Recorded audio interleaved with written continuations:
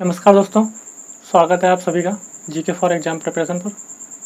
तो आज बात करने वाले हैं राष्ट्रपति की जो वीटो शक्तियाँ होती हैं उनके बारे में बात करेंगे। लेकिन ये जो राष्ट्रपति का ये जो वीटो शक्तियाँ हैं ये सिर्फ वीटो शक्तियों पर ही बात करेंगे, और लेकिन वैसे राष्ट्रपति की बहुत सारी शक्तियाँ होती हैं, उन पर अभी चर्चा नहीं करेंगे। तो यहाँ पर सिर्फ आपको राष्ट्रपति की जो वीटो शक्तियाँ होती हैं उन्हीं के बारे में बताया जाएगा। तो सबसे पहले हम बता दें आपको कि राष्ट्रपति की वीटो शक्तियाँ या राष्ट्रपति किस पार्ट में आता है। तो पार्ट 5 जो है यूनियन, जिसमें संघ है, तो वो आर्टिकल 52 से लेकर आर्टिकल 151 तक है। और जो कॉन्स्टिट्यूशन का सबसे बड़ा पार्ट है आर्टिकल 52 से लेकर 151 तक के लिए है पार्ट 5 यूनियन, जो संघ से रिलेटेड है, और वो कॉन्स्टिट्यूशन का सबसे बड़ा पार्ट है। तो इसमें संघ के लिए 3 स्वतंत्र निकाय काम करते हैं। संघ के लिए 3 स्वतंत्र निकाय काम करते हैं। एक होता है कार्यपालिका, संघ की कार्यपालिका, और एक होता है विधायिका, एक होता है न्यायपालिका। तो संघ की कार्यपालिका में कौन कौन आते हैं? संघ की कार्यपालिका में आते हैं सबसे पहले राष्ट्रपति, उपराष्ट्रपति और मंत्रिपरिषद या प्रधानमंत्री। उसके बाद में आता है भारत का महान्यायवादी। तो इसी पर सबसे पहले राष्ट्रपति की बात करते हैं, फिर राष्ट्रपति में ही वीटो शक्तियों की बात करते हैं जो राष्ट्रपति को प्राप्त हैं वीटो शक्तियाँ। तो और अभी किसी भी बारे में बात नहीं करेंगे, ना राष्ट्रपति की किसी भी शक्ति के बारे में बात करेंगे, क्या क्या शक्तियाँ उसको प्राप्त होती हैं, वो क्या क्या काम कर सकता है। सबसे पहले बात करेंगे राष्ट्रपति की जो वीटो शक्तियाँ होती हैं उन्हीं के बारे में बात करेंगे।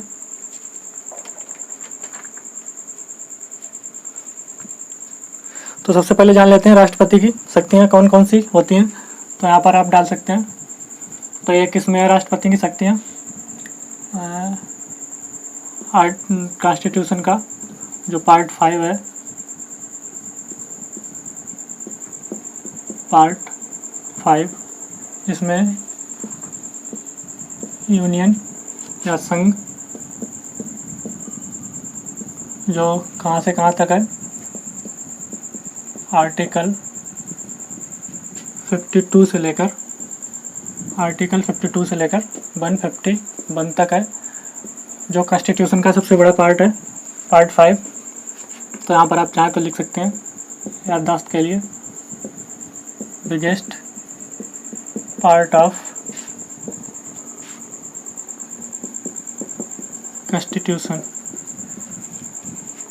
Biggest part of constitution. तो यहाँ पर आप देखिएगा। अब बात करते हैं कि संघ में क्या क्या होता है। संघ में 3 स्वतंत्र निकाय काम करते हैं संघ के लिए, वो हम आपको बता चुके हैं अभी, कार्यपालिका, न्यायपालिका और विधायिका। तो संघ की जो कार्यपालिका होती है उसी में आता है राष्ट्रपति, उपराष्ट्रपति, मंत्रिपरिषद, प्रधानमंत्री या राज्य का महान्यायवादी। तो अब बात करते हैं राष्ट्रपति की शक्तियाँ।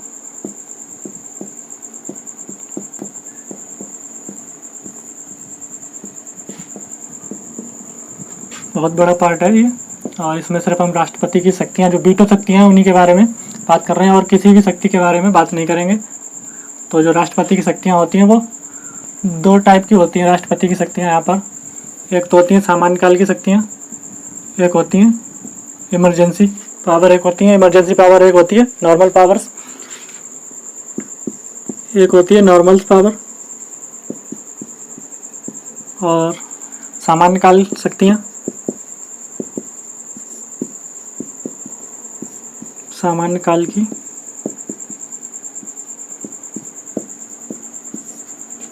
शक्तियाँ, और एक होता है इमरजेंसी पावर।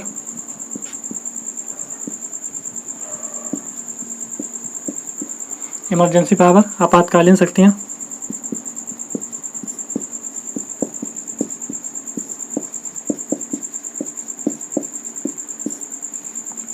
तो राष्ट्रपति की जो शक्तियाँ होती हैं 2 पार्टों में डिवाइड होती हैं, एक होती हैं सामान्यकालीन शक्तियाँ, एक होती हैं सामान्यकालीन शक्तियाँ, एक होती हैं आपातकाल की शक्तियाँ।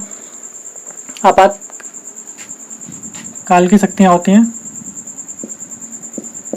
तो बात करेंगे सामान्य काल की शक्तियाँ में ही एक आता है वीटो शक्ति जो उसकी होती है।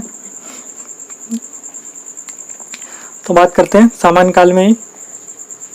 तो हमने यहाँ पर बता दिया राष्ट्रपति के पास 2 टाइप की शक्तियाँ होती हैं, एक होती है इमरजेंसी पावर, एक होती है नॉर्मल पावर। तो अब राष्ट्रपति की जो वीटो शक्ति होती है वो उसी पर बात करेंगे।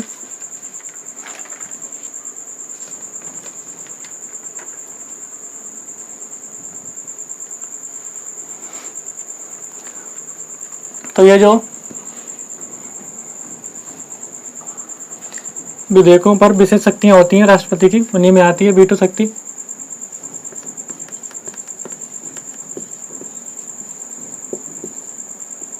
विधेयकों पर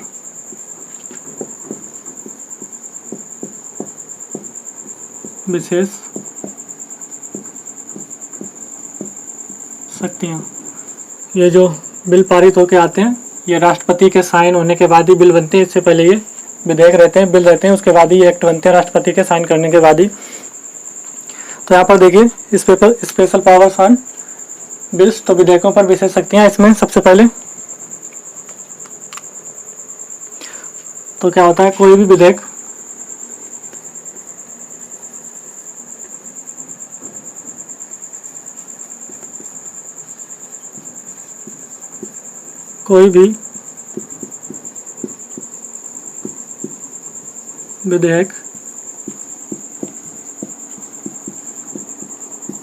राष्ट्रपति के हस्ताक्षर करने के बाद ही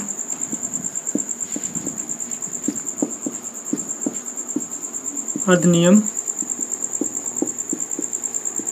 बनता है। राष्ट्रपति जब तक अपने साइन नहीं करता है तब तक वो विधेयक रहता है, जो राष्ट्रपति साइन कर देता है उसके बाद में वो अधिनियम बन जाता है, और अधिनियम बनने के बाद वो संपूर्ण भारत पर लागू हो जाता है। तो बात करते हैं वीटो शक्तियाँ जो होती हैं, इन्हीं की हमने बताई थी कि वीटो शक्तियों के बारे में बात करेंगे। ये जो राष्ट्रपति के पास वीटो शक्तियाँ होती हैं, विधेयकों पर विशेष शक्तियों में आती है वीटो शक्तियाँ होती हैं। तो एक तो वीटो शक्तियों में सबसे पहले होता है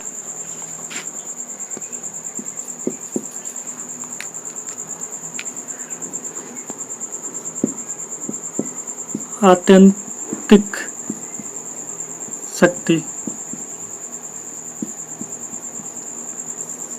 वीटो शक्ति में आता है आत्यंतिक शक्ति। आत्यंतिक शक्ति क्या होती है? तो आत्यंतिक शक्ति में क्या होता है, राष्ट्रपति किसी भी बिल को प्रस्तावित करने से रोक सकता है। तो आत्यंतिक शक्ति में क्या होता है, राष्ट्रपति किसी भी बिल को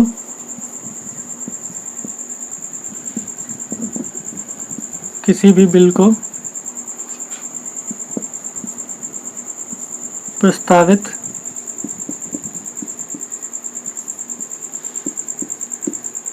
करने से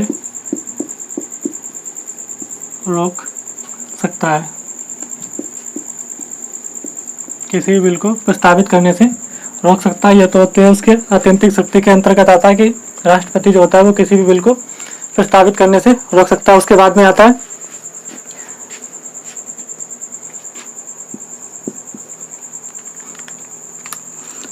आता है निलंबनकारी शक्ति। निलंबनकारी शक्ति या सस्पेंसर पावर, सस्पेंसरी वीटो या सस्पेंसरी। तो यहाँ पर आत्यंतिक वीटो होता है पावर में, यहाँ पर आत्यंतिक वीटो, यहाँ पर सस्पेंसरी वीटो या निलंबनकारी वीटो। ये जो वीटो शक्तियाँ हैं, यहाँ पर गलती से शक्ति लिख गया था, यहाँ पर शक्तियों में ही आता है एक वीटो पावर। तो ये एक होता है आत्यंतिक वीटो, फिर उसके बाद में आता है निलंबनकारी वीटो। तो निलंबनकारी वीटो में क्या होता है, सस्पेंसरी। तो इसमें क्या होता है कि राष्ट्रपति जो होता है वो किसी भी बिल को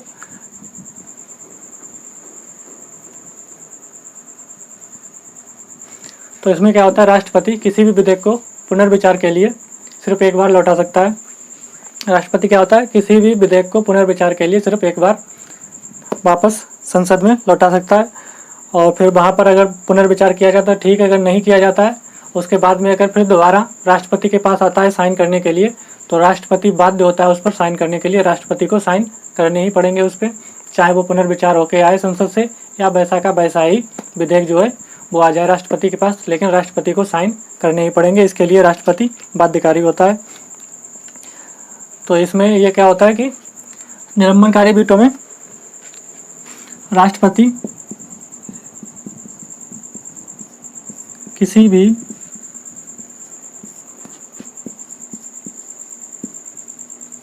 विधेयक को पुनर्विचार के लिए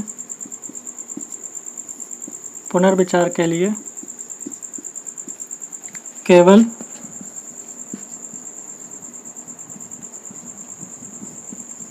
एक बार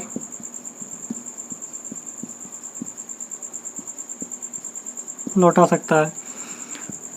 तो निलंबनकारी वीटो में क्या होता है, राष्ट्रपति किसी भी विधेयक को पुनर्विचार के लिए केवल एक बार संसद के पास भेज सकता है, और वहाँ पर अगर पुनर्विचार होता है तो ठीक है, अगर नहीं होता है फिर भी अगर राष्ट्रपति के पास आ जाता है वो साइन करने के लिए, तो राष्ट्रपति फिर बाध्य होता है उस पर साइन करने के लिए, तो राष्ट्रपति को साइन करने ही पड़ेंगे उस पर।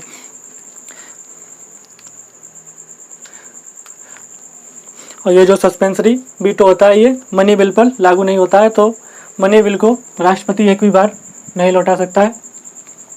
तो आप जानते होंगे कि कितने बिल होते हैं, तो यहाँ पर सबसे पहले 4 बिल होते हैं। एक होता है साधारण बिल, एक होता है धन विधेयक बिल, और एक होता है संशोधन विधेयक और वित्त विधेयक। तो 4 तरीके के विधेयक होते हैं अपने यहाँ पर। एक होता है साधारण विधेयक, उसके बाद में धन विधेयक, वित्त विधेयक और संशोधन विधेयक, अमेंडमेंट जिसमें किए जाते हैं।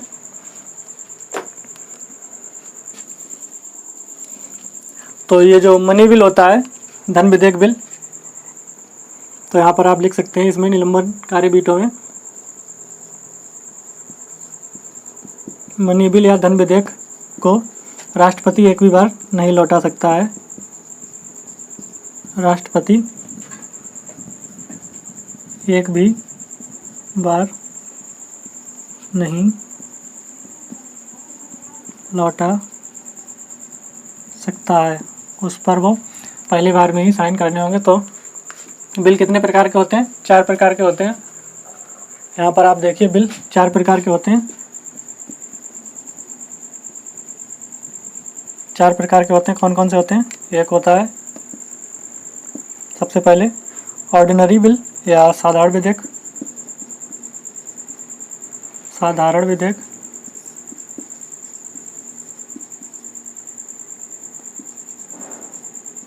और दूसरा होता है मनी बिल या धन विधेयक।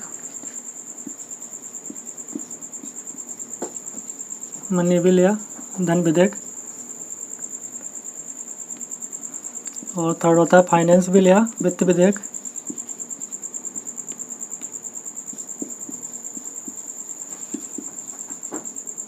वित्त विधेयक। और चौथा होता है संशोधन विधेयक या अमेंडमेंट बिल। संशोधन विधेयक। तो ये 4 प्रकार के जो बिल होते हैं, इसमें सिर्फ राष्ट्रपति जो है वो धन विधेयक को संसद पर पुनर्विचार के लिए नहीं लौटा सकता है, उस पर उसको साइन करने ही होंगे।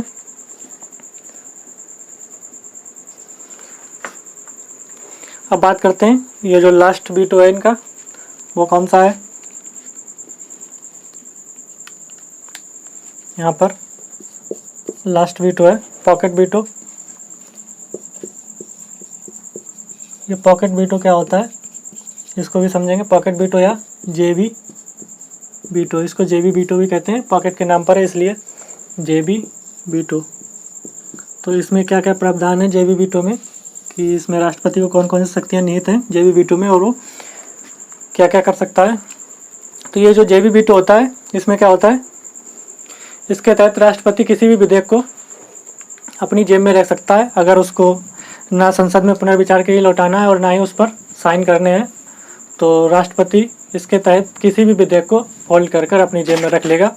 और कब रख लेगा? अगर उसको ना संसद में पुनर्विचार के लिए लौटाना है और ना ही उस पर साइन करने हैं। और राष्ट्रपति जो ये जो पॉकेट वीटो होता है, इसका अपने पूरे टेन्योर में, अपने कार्यकाल में एक ही बार उपयोग कर सकता है, इस्तेमाल कर सकता है जेबी वीटो का।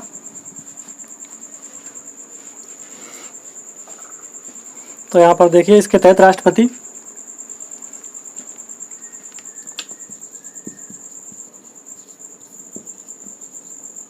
इसके तहत राष्ट्रपति किसी भी विधेयक को अपनी जेब में रख सकता है, भी विधेयक को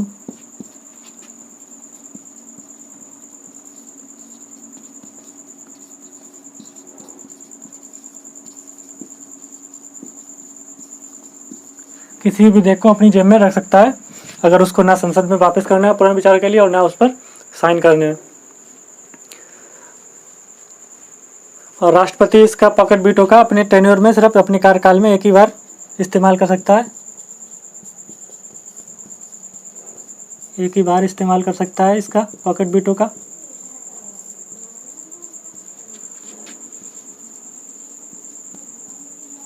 एक ही बार इस्तेमाल कर सकता है और ये अभी तक सिर्फ एक ही बार इस्तेमाल भी किया गया है।